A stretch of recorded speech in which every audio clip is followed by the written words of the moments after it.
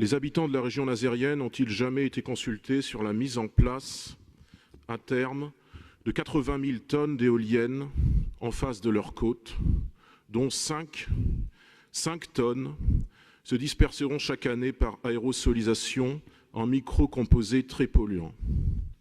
Non, aucunement, ils ne l'ont pas été et ils ne le seront pas.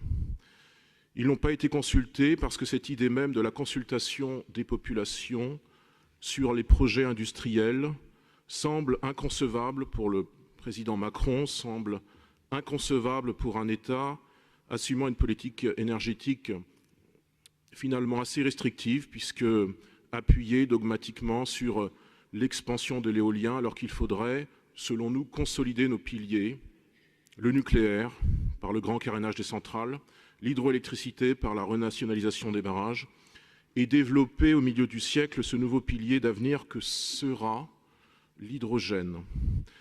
Au-delà des aspects démocratiques impliqués par ce projet éolien, nous contestons surtout sa pertinence.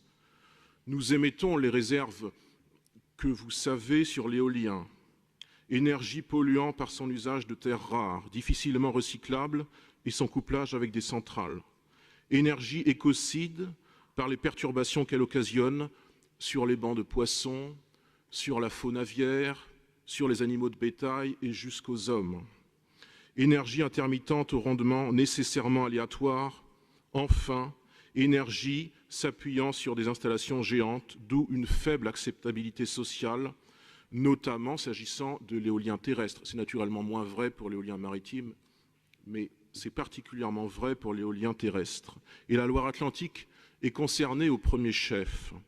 Ainsi, on ne compte plus sur les routes entre Puceul et Nozay les pancartes en grands rectangles rouges, proclamant en quelques mots simples « non aux éoliennes, oui à la consultation des habitants ». Eh bien, ces pancartes sont les marqueurs les plus éclatants qui soient du fait que l'éolien ne fait pas l'unanimité.